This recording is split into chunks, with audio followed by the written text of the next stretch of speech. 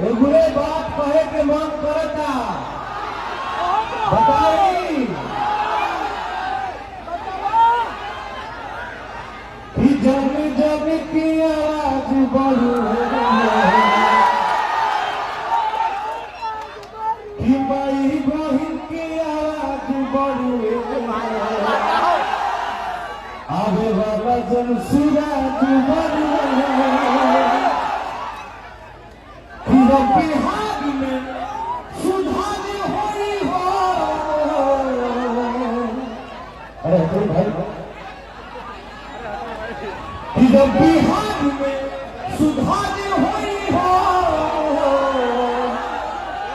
सबके रोजी रोजगार होई हो तब सारा युवा के अब वाला जन सूरज चाचा भैया के आवाज बढ़े आवे वाला जन सूरज बढ़े।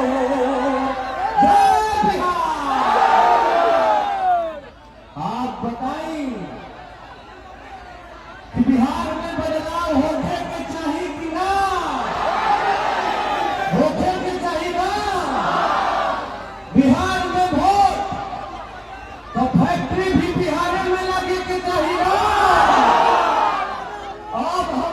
परिवार के लड़का हमनी के और दिल्ली बॉम्बे गुजरात में ना जाए नौकरी करे हमनी के नौकरी चाहिए बिहार में और पहली ना जाई बिहार के लोग जान गई बा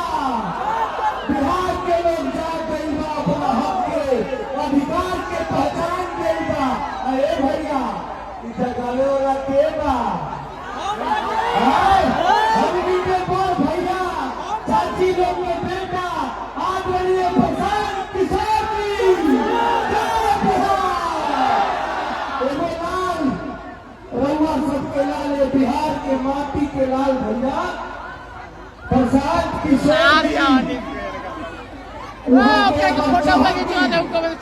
भारत के कौनो भी पार्टी